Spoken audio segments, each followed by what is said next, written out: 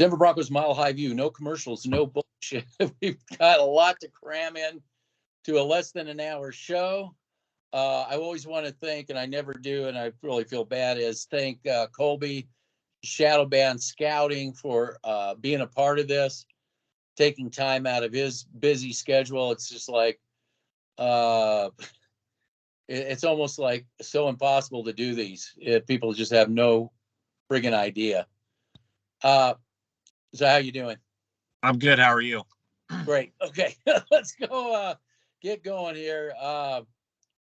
So I have a shit ton to say about Russell Wilson, the Broncos offense, defense, Herbert, the Chargers, Kurt Warner, us. I need to talk about us. And I'm sure you got a shit ton to talk about too. Whew. Anyway, just for people who didn't really listen to us or knew whatever, we took a shit ton of a criticism, you name it, man. We had everything, all the keyboard commandos coming after us, death threats, the whole 9 yards. When we said, are you sure you want to sign? When we said, are you sure you want to sign Russell Wilson? You do know you could be injury prone with this offensive line. You don't have the player personnel you think you have. There's no way you're a quarterback away. You have a new coaching staff, and on and on and on we went. Don't sign Gordon. Don't sign Gregory. On and on and on. And everything, I mean, now people are up to speed now with us. There's no bullshit. No, the bullshitters out there have all retreated. So I just need to get people up to speed where we are. And I'm just thinking that the only thing that we can do at this point is try to talk about ways to fix a huge fucking mess. We knew that you have a brand new coaching staff. There's going to be problems because everybody's new to all this stuff. So Kurt Warner did a video, and I don't know if you were able to see that video. Were you able to see the Kurt Warner video? Yes, I was. Okay. I just got to put this real brief. I mean, Kurt Warner's not trying to call anybody out. All he is simply an observer. He's simply an observer, and he's looking what's going on. And the bottom line is he just said, this was a Russell Wilson critique, but he said, bottom line is there's problems across the board. All kinds of problems that need to get taken care of. So that's what this whole season and Russell Wilson's injury, in my opinion, complicates everything. I believe very strongly that his injury happened maybe even as far back as the Raiders at that time. I believe. And I think so here's the situation for Russell Wilson. If you get surgery, you're done for the season because there's no point in getting surgery because you're just going to tear it up. They can go ahead and shoot you up with cortisol. They can shoot you up with Novocaine, whatever it is to numb it. But it's just going to keep tearing and tearing and tearing, and then I guess the surgery at the off season, whatever when they deem the off season, be it week 10 or week 8, whatever, you know what I'm saying? And just let Mark Rippon's kid, the Rippon kid, be the quarterback or whatever. Exactly what we said, you're spending all this money to watch the backup play. So you broke down film on yourself with Russell Wilson. I'm going to have you talk about that and first, anything else you want to say. Well, I just want to say thank you to everyone who watched our video, our past video. I thought it was one of our best videos yet to date. I thought you and I were really concise on what we were talking about. And there's nothing like me and this man right here. We're not here to sell you bullshit. I mean, my fucking God, I don't get paid for this shit. I'm in my fucking truck right now, and I'm coming to you guys and giving you the best analysis I can on this team. So I just want to say thank you to the people that actually have finally come around, and we have Seahawk fans that came on too. I just want to tell you guys right here, right now, we warned you. We warned you multiple times about this team. This team was not Russell Wilson away. This team wasn't another piece away. This team is multiple pieces, and they're an organization that's struggling right now. And they're an organization that's in a lot of turmoil inside that organization that they don't want you to believe. I still believe John Elway has his office up there, but I don't believe he's as frequent as he used to be. That's just my personal opinion. I think he's there, but I don't think he is as frequent as he used to be. But the Latavius Murray signing is a clear-cut John Elway signing. We all know that. He should be playing this Monday, so we'll see how that goes. That probably means that Mike Boone is going to be another good player that suffers from another used to be, has been yesterday's used to be's. So, yeah. So that being said, going into this Russell Wilson torn lat situation, I completely agree with you 100%. I think me and you were right on the money on this whole situation when it came to this offensive line and when it came to Russell Wilson. Me and this man did multiple film reviews on Russell Wilson specifically. And what was the one thing that we said that he needs to get better at? Maneuvering the pocket, correct? He needs to get in a pocket passer. But how can he be one of the best pocket passing quarterbacks when he's behind one of the worst offensive lines in football?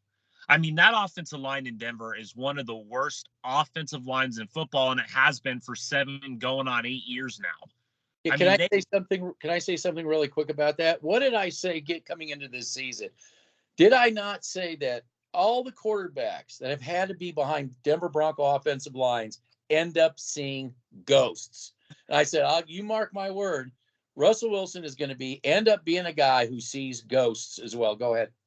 No, you are completely right on what you just said there. The Denver Broncos offensive line is not a unit that works together. They're a unit that you have.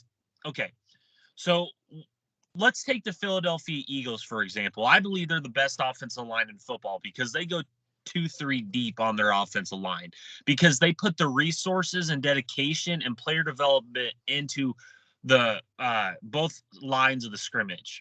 That's what they covet more than receivers, corners, safeties, overrated safeties, guys like that. They dedicate most of their resources towards both lines of the scrimmage. We can't have that. No, we can't have that in Denver. We cannot have that type of resources in Denver. We did under Pat Bowlen. But under this John Elway PR regime, we can't have that. Just go listen to Nate Jackson on 104.3 The Fan, and he'll tell you everything you need to know about this team and how they view how they need to build an NFL team. Just build it from the outside in, not the inside out. Makes absolutely no sense whatsoever. But the Denver Broncos offensive line has a major problem, and it doesn't go. It's not directly towards the offensive line. It's towards the Denver Broncos. They have no identity whatsoever. When you don't have an offensive line that fits a certain type of scheme, and you don't have an identity on offense, that's not going to work out for that offensive line. You can have multiple power gap players on your offensive line, but if you're running a West Coast zone run system, that's not going to fit to their strengths. The Denver Broncos have zone blockers, power gap guards, and they expect them to mismesh together. And that's the type of organization the Denver Broncos have been under John Elway. They have been an organization that mismeshes systems, that expects players to fit a certain system that they don't fit in. That is the type of environment John Elway has created in that organization. John Elway has created a toxic environment in that organization. And quite frankly, I warned you people about Russell Wilson being a pocket passer. I warned you guys. I said, this guy is not a pocket passing quarterback. He was never a pocket passer in Seattle. they used him in a creative way that hid his weaknesses. And I don't believe that the Denver Broncos do that whatsoever. And also, the Seattle Seahawks are a much better organization. They have better player personnel on their team, and they have a coaching staff that has stuck to a system for years and years and years and years. They don't go through offensive coordinators and defensive coordinators and head coaches like John Elway has done for the past 7 years. This Okay. is not. Go ahead. Finish up here. Russell Wilson is a guy that I would have never paid him $250 million. I would have never gave him an extension. But this is the sign of a desperation move by the Denver Broncos and John Elway. Because if it wasn't, it was Aaron Rodgers all along. It was Aaron Rodgers. He was the plan A. I said going into when they didn't get Aaron Rodgers, I said the reason why they got Russell Wilson is because they were desperate. Because Aaron Rodgers told John Elway and the Broncos, no, I don't want to come to your team. All the bullshit that was going on during the draft season, during the offseason, like usual, because every offseason this team is 17-0. But once the shit hits the fan, you have the detractors start to slink away because that is what they're known for. So when it comes to the Russell Wilson's topic specifically, we warned you guys. We warned you multiple times that this guy is not a pocket passing quarterback. Because in today's NFL, you need to be a pocket passing quarterback. At least in some degree you do. Some degree, yes. In some degree you do, yes. You have to be able to play Tom Brady ball. I know it's go ahead. Yeah. Yes. Okay. I want to say this, and then I'll get back to Russell Wilson. I want to recap John Elway. Because there's people out there saying, no, it's George Payton. You fools. Again, us being told we're fools. But I need to recap this for people that just don't know.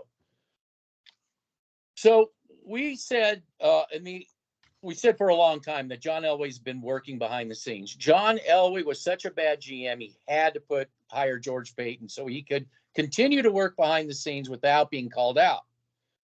So we kept saying, no, John Elway is still working behind the scenes because the Broncos are doing everything he did when he was the GM / owner / offensive coordinator, scout, whatever the hell he thinks he is. So what happened? When did the cat get out of the bag when we found out John Elway, it was undisputed he was working behind the scenes, is when Peyton went to hire Dan Quinn. Peyton actually hired Dan Quinn as the head coach. Elway put an emergency search committee together, had an emergency session with a search committee, and he was in charge of that. And he scrubbed Dan Quinn from being the head coach. So, if he's doing that, he's making all major decisions. What is Russell Wilson? He's a name.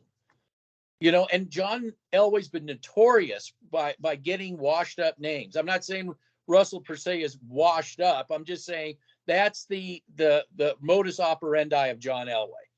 So then it comes the draft, and what comes out with the people close to the draft? They said they were talking about all kinds of stuff during the draft. But when they got to the Broncos, they said, "Well, George Payton is not the GM." He's tapping George Payton on the shoulder saying, no, you can't draft him. I want him. No, not him. I want him. So as far as the first rounds, the first few rounds or whatever, that's all John Elway. That came out. So, and then what do we see? You see him up there. They show him multiple times. Warden Hazen looking down, down at the field. So I don't want to hear from people that don't know what they're talking about, who just blindly look at George Payton and say, and not look at what's going on with this organization. And this is, I think, speaks volumes as to why the Denver Broncos is such a bad organization. Because when you're running it behind the scenes, and the guy running behind the scenes is not held accountable, I think that's going to change, because even Walton can only take a clown show for so long. But I want to get into Russell Wilson really quick, just really quick. I didn't think it was really fair on Russell Wilson to bring him in the first place. I don't think that was fair to him. And then I don't think it was fair to Nathaniel Hackett, who wasn't really hired, but it was a John Elway hire, to start promising the universe right off the bat. I mean, and we said Hackett was a yes man, and Hackett should have said, "Look, you got to cut this crap with the media out because we have so much work to do. We're new. We have so much to do. We can't be promising the universe." Number one, because I'll be on the hot seat. But I want to say this, because this goes to Herbert, this goes to Russell Wilson, this goes to Watson and out there in what do you call it, Cleveland land, and then Josh Allen. I think they tell these quarterbacks and that you got to throw bombs, you got to throw bombs, you got to throw bomb, you know.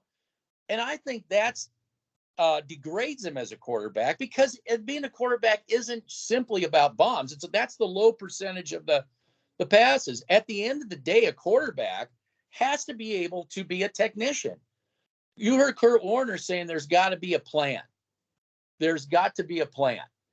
You have to know how to maneuver around in that plan, in that framework, you know. And you were saying that you were watching Russell Wilson in particular. We saw Russell Wilson, he holding on to the ball too long, indecisiveness. Now, I think some of this can get, once he gets familiar with the receivers, and I want to say one thing. I said last year they need to play Tyreek Cleveland more so these guys can get reps so they don't do the things like we saw Monday night, making those kind of mistakes. So what Kurt Warner was saying, yeah, sure, Russell Wilson is making these mistakes, but there's so many mistakes across the board. How can you expect Russell Wilson to elevate his game when everybody else? So he finally does make the right read, throws the ball, and they drop it. The offensive line's all fucked up, and, you know, he's seeing ghosts. I mean, it's just like they have a lot of work to do, lots of work. You said you watched Russell Wilson. You want to get into that a little bit? Yeah, Russell Wilson, you know, again, like me and you have said multiple times, Russell Wilson has a hard time. I just don't think Russell Wilson is good at reading the field. I don't think he's a technician whatsoever. I think that the play has to set up perfectly for him to succeed on the field. I just don't think he is a guy that is, like you said, a technician. I don't think he's a guy that can read to go through his multiple reads. I think that, and we saw that on the film review. We've seen that for years.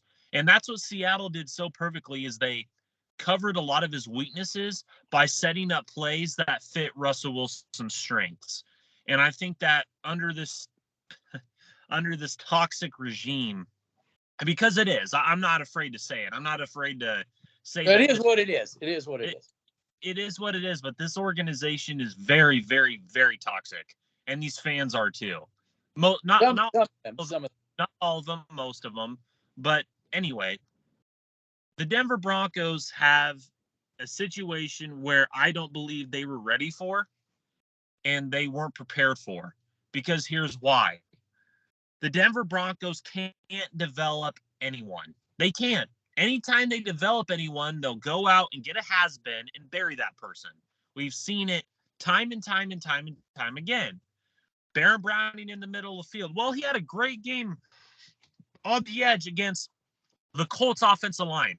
Yet where I thought the Colts offensive line looked pretty good, that was where I struggled, is where I missed. But you have to look at it. You have to understand he was playing against the Colts offensive line. What's going to happen when he goes against Orlando Brown and the Chiefs? What's going to happen when he goes against the Ravens offensive line? What is going to happen when? Well, Monday night. Well, Rashawn Slater's out with a bicep injury for the year. So, exactly. So that could be in the Denver Broncos' favor. We'll get to that later. Maybe. But Wilson specifically, what I saw on film is he is so bad at reading the middle of the field. It is so horrific. It is so bad out there. You have KJ Hamler, and I do not blame KJ Hamler one bit for being pissed, because he is a guy that's I think that was the nail in the coffin for him. He's like, I got enough of this bullshit. Because you know what that tells me? That there is a lot of internal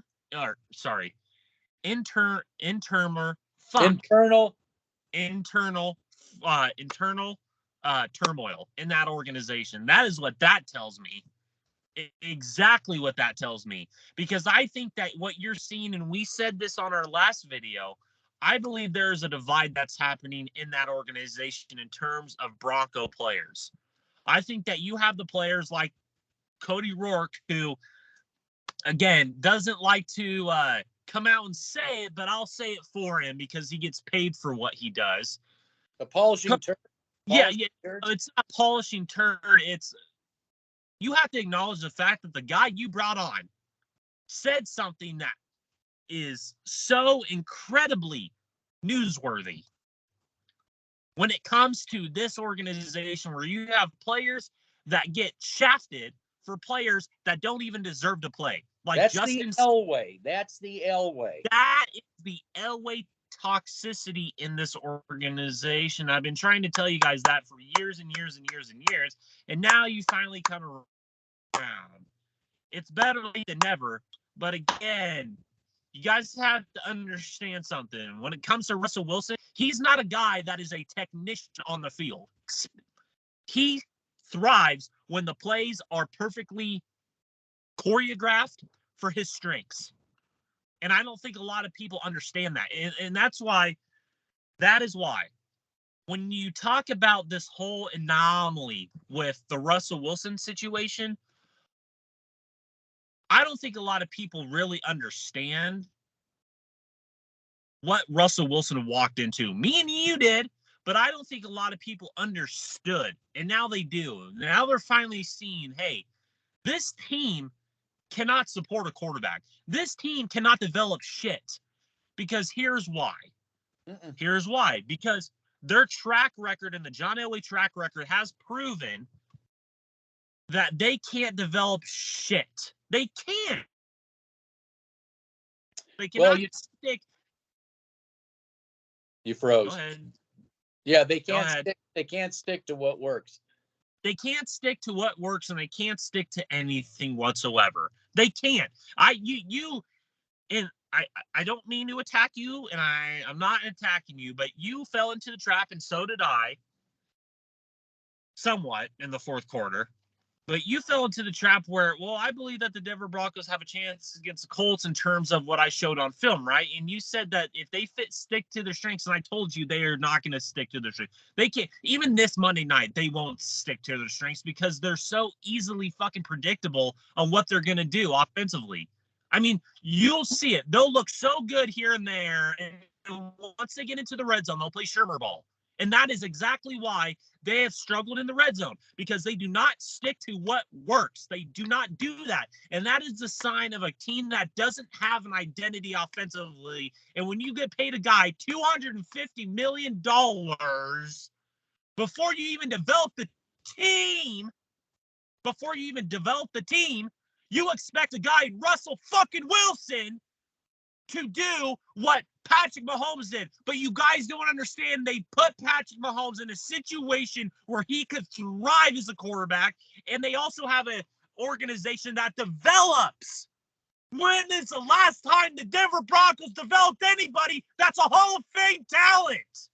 When was the last time the Denver fucking Broncos developed somebody outside of a Phil Lindsay and they ran him out of town?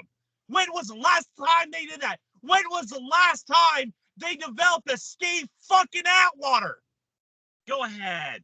Okay, so again, I want to talk about the coaching here. When's the last time we've had? You talked about Mahomes. Let's talk about Josh Allen. Let's talk about Brady. Let's talk about Matthew Stafford. What did they all have going for them that Russell Wilson didn't have going into Denver? A stable organization, coaches that have been there for a while, a system that's been there, developing players, exactly everything that you're saying, okay? Every single thing that you're saying. And we said you can't ignore that. That the Broncos, they again, goes back to who you were saying in the fourth quarter, they keep doing the whole same thing. What did we hear from Hackett? I wasn't given the authorization to do this. I wasn't given the authorization to do that. What do we see up there? And who is giving these orders? Elway. Rob Walton, you got to get that guy out of there. I mean, way out of there. He's got to be cut off. And I guarantee you, when everybody has said now that owns this organization says, John, you just can't have any input anymore. We can't listen. I guarantee you, you'll never see him up in the booth. Never, unless it's some sort of an alumni thing. He happens to get invited. He will leave and he'll go back home to California when he has no involvement with his team. Guaranteed that's what he'll do. He'll get as far away as he possibly can. So let's get it. Go ahead. Rob Walton, you need to stop prolonging the fucking issue, dude. Grow a set of balls and get him out of there.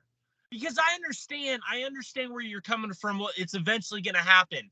When is eventually going to happen? What? When they see this train wreck that is already a fucking train wreck? How can you sit there, Rob Walton, through 5 to 6 weeks? Oh, well, you're being like it's doom and gloom. No, it's not doom and gloom. I've seen this fucking track record. It is what it is, and it's not going to stop. It's not going to stop until it's not going to stop, man. Until it stops. Until they stop it. Yes, and Rob Walton, grow a set. Penner, grow a set. It's who cares? It's John Elway. Who gives a shit? Well, and here's the honestly, thing. How is he helped? How has he helped? Hold on. How has he helped? Hold on. He is behind onion layers, so this shouldn't be hard at all to do. This shouldn't be hard at all. And if he wants to complain, then say, wait, you don't have any. You're not involved. You're not involved. What are you talking about? Just do it behind the scenes. John Elway ain't going to come out and protest. He's buried himself. This should be easy to do. Easy. But not today, dude. It is not to them. I told you. They don't care about the product on the field. All they care about are shopping malls, where to build a new stadium, hosting the draft. And if that's the type of ownership we have in Denver, it's over. It's over. You know, if this is going to continue, if this is going to fucking continue, all the PR, even if Elway's out of there, even if Elway, they gotta cut that off. They gotta cut it. They won't. I don't believe they will. I don't have faith in the Penners and the Rob Waltons to do that. I don't. Yeah, they have to start showing something. So let's get into San Diego. Let's get into the LA Chargers. Okay. Go ahead. Okay, I watched LA Charger football, and I got to say something about Herbert. To me, I'm not impressed. To me, I see him a lot like Russell Wilson, at least in this game. I haven't been tracking Justin Herbert. He's a guy that doesn't go through his progressions. He's a guy that locks onto receivers. He's a guy that, for whatever reason in this game, I don't know about other games, he would not target the middle of the field. He refused to. He throws to the peripheral. He's lucky on some of his throws that his receivers bail him out, in my opinion. He's not very accurate. But again, I think he's a victim of bombs. You got to develop these guys to be technicians. It's not about just throwing bombs. You got to leave the bar crap. This is what I'm just going to say this quick. This is what the Major League Baseball got themselves in trouble with. Jack the ball out of here. Jack the ball out of here. Jack. That's what people want to see. Jack the ball. And what did they get? They got steroid problem. They got a steroid problem out in the major leagues over all this bullshit. And I think you're starting to see this kind of, not maybe steroids, but you're seeing wrong development of quarterbacks. If the San Diego Chargers think for a moment that they can fall asleep on this piece of shit Denver Bronco team, they'll probably get beat. Yep. They probably will get beat. They have to be on their A game. Now, I want to talk about the Charger defense really quick. They were getting the shit run. They were getting run all over them in the first half. What I was impressed with their defense is they shut Cleveland's run down in the second half. That was pretty impressive to me. So with that, I'll yield the floor to you on the Chargers. Well, see, you're not going to get this type of analysis anywhere else because me and this guy watch film, and we also give you the best detailed advice to both these teams. So the Chargers offensively, I don't think that the Chargers offensively really scare anybody because they're so basic in what they do. Now that could cause problems for the Broncos defense because if the Chargers go basic and they just do what works, that could give it problems to this Broncos defense that isn't top 5 in the league. They're not. You know that. No. The Chargers offensively, you were talking about Herbert. I completely agree with everything you said about Herbert. He is a guy that is basically a tall man's version, dare I say, of Russell Wilson. He does not go through his reads really well. When he does have success throwing the ball, it's set up by great offensive play calling and a great supporting cast. I don't know if Keenan Allen's going to play in this game. He might, but I haven't had any confirmation on that. Mike Williams, I think, is going to cause big problems for Patrick Surtain because here's why. We had a guy that played against him in DK Metcalf, who was the big physical wide receiver. Mike Williams is a big physical wide receiver, and I think that's going to cause problems for Patrick Surtain. And also, you got to think that Ronald Darby's out, so I think that could be a guy like DeAndre Carter in the slot. That's a guy to look out for. Number one, he is a very elusive player. They use him in kickoff returns. He's kind of like their Trendon Holiday in a way, not as fast but elusive. Rashawn Slater's out for the year, which really sucks. I love watching him play. He was probably my favorite draft prospect coming out in that draft with Surtain. I love Rashawn Slater. He has exceeded all expectations and more. And I would have just loved to have him on this team. He's an all-around left tackle, and just sucks that he ain't going to play in this game. That might benefit a guy like Bradley Chubb and Baron Browning on the edge. If Baron Browning plays, I think our edges could have success on these weak tackles. I think the interior is the strength of the offensive line for the Chargers. Guys like Matt Filer, Corey Linsley. They also got Zach Johnson from Boston College, who isn't a scrub either. So they also got a rookie tackle who's playing. He's a big physical monster. So if Nick Burrito's on the field, you can guarantee your bottom dollar that he's going to get manhandled by this rookie tackle. This guy's an absolute beast. I forgot his name, but they also got Gerald Everett at the tight end room, who's a very if they use Gerald Everett in the way that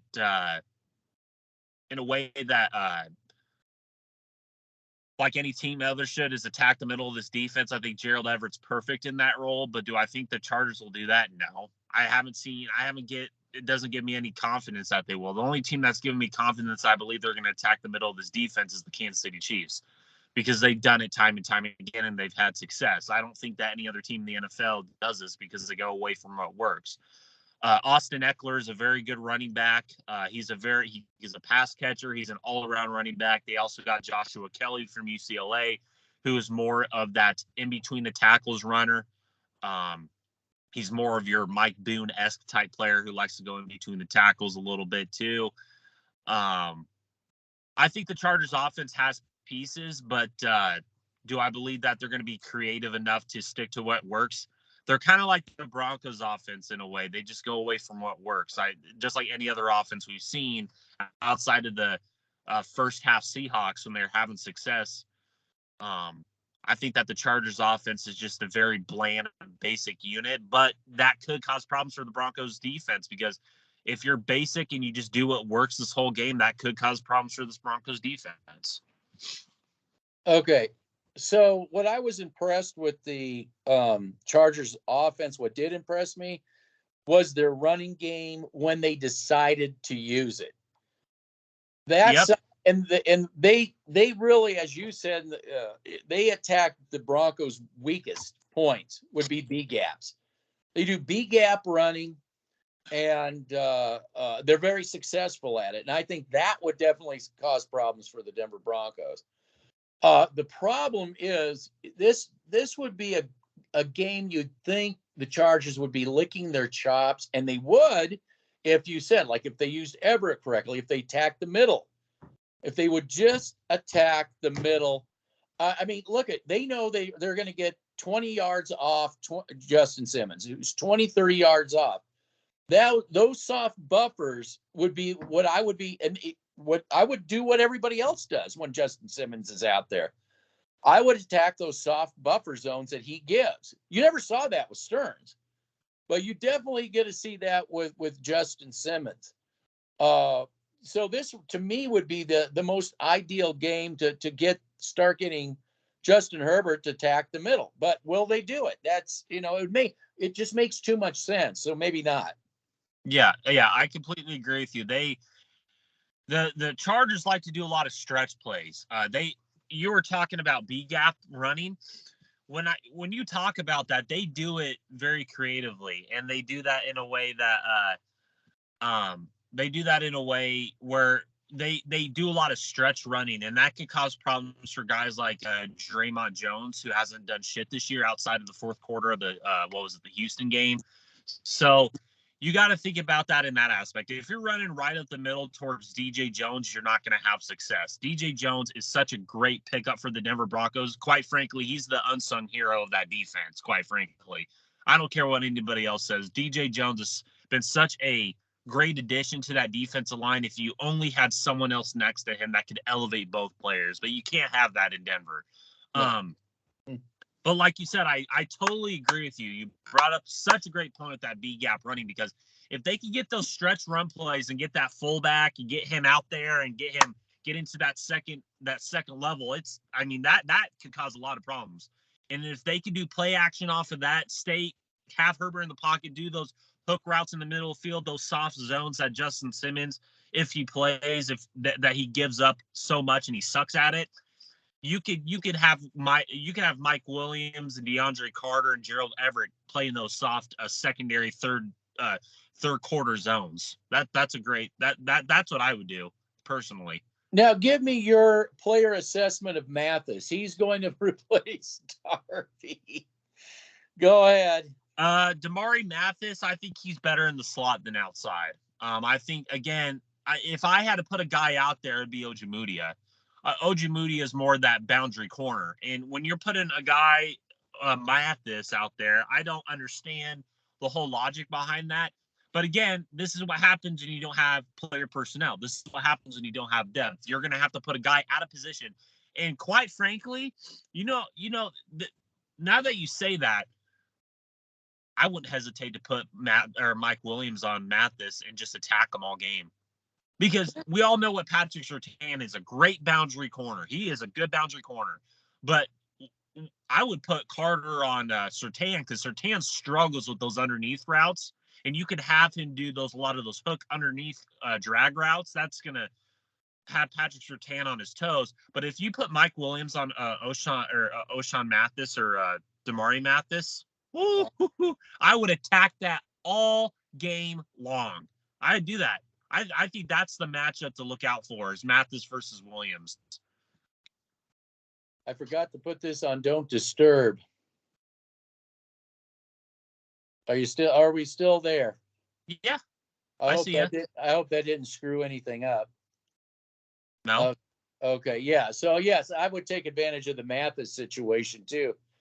I just, it's funny because in all honesty, the Broncos have lucked out and how, how this thing has gone, even though they're their own worst enemy. Really.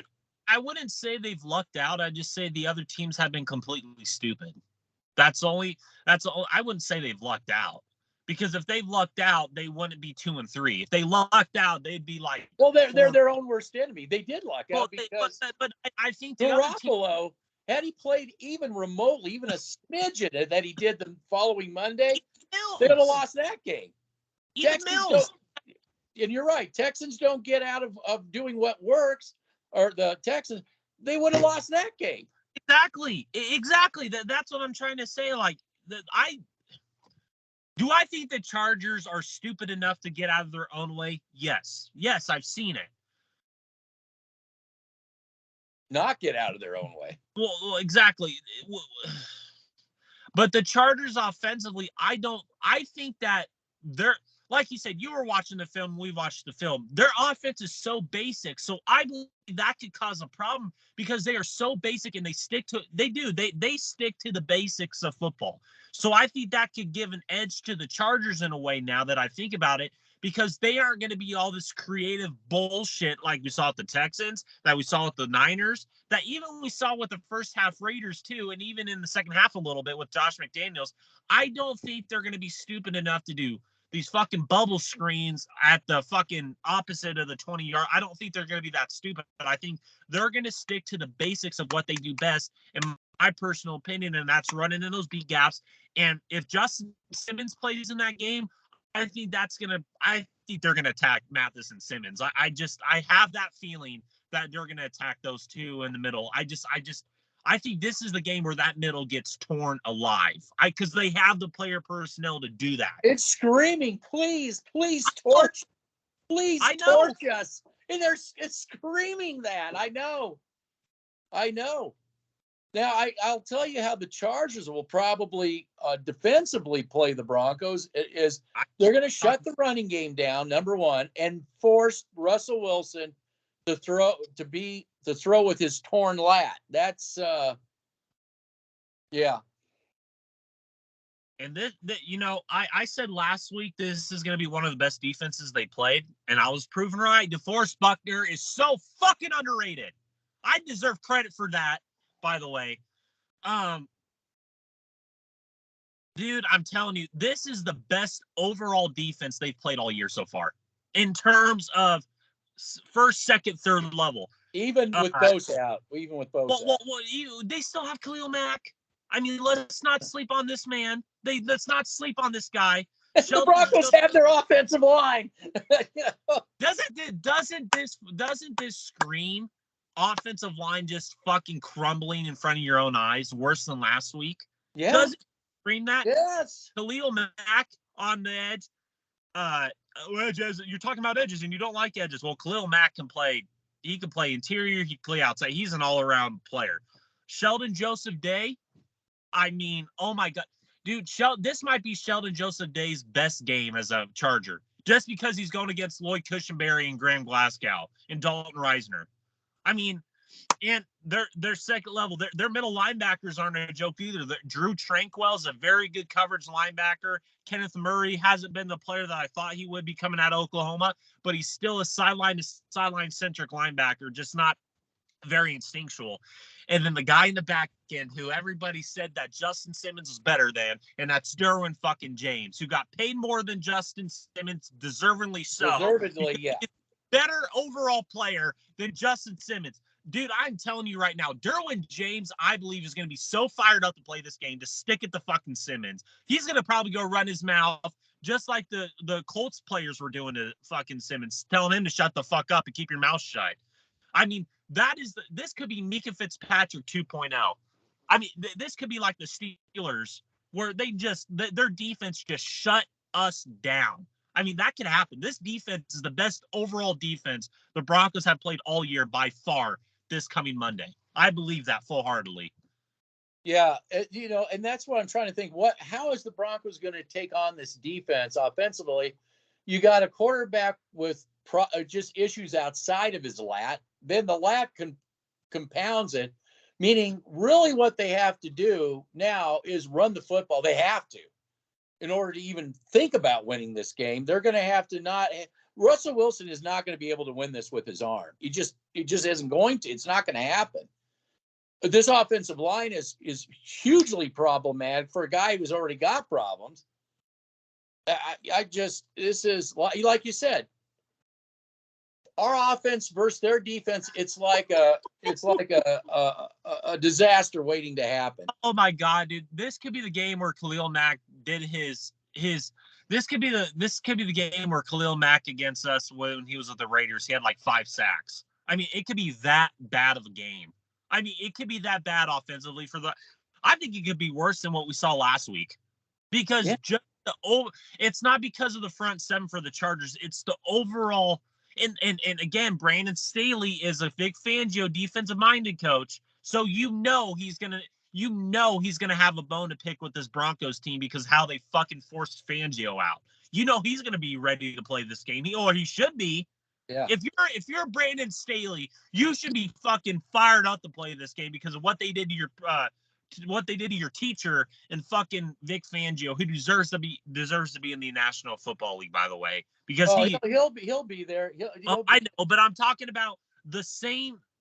Brandon Staley runs the exact same defense that Vic Fangio ran. He runs the two high safety look. He manipulates you with single high coverage. Yep.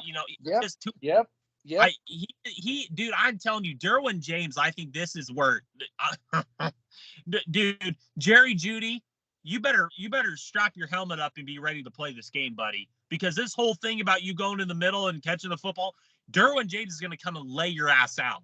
Yeah. This ain't going to be what you saw with the Colts. Yeah. Well, okay, Jerry, just do whatever you want. Go wherever you want. No. Couldn't hit him. And then when they finally did hit him, he drops the ball. You just can't make it up. He's soft. He's a soft player. Wait. Oh man, Derwin James. I'm sure he's licking his chops. Well, you were watching the defense, and you were impressed by the second half in terms of, dude. I'm telling you. Yeah, I mean they clamped down.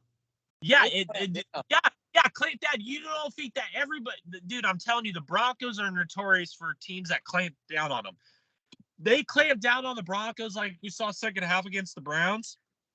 Oh, dude. I think they can clamp down right off the bat, personally. Oh, yeah. I believe that so because they are better overall. Like the Colts defense was so front seven centric, right? With Buckner, with that front seven getting to Russell Wilson and, making him see ghosts and stuff. But I'm talking about the Chargers defense as an overall unit is so much better than what you saw last week. I mean, it's by far the best defense we've seen so far. I mean, that defense or the Chargers, I mean. Well, I think Cleveland's offensive line is head and shoulders over the Broncos. Well, yeah, we saw that last year.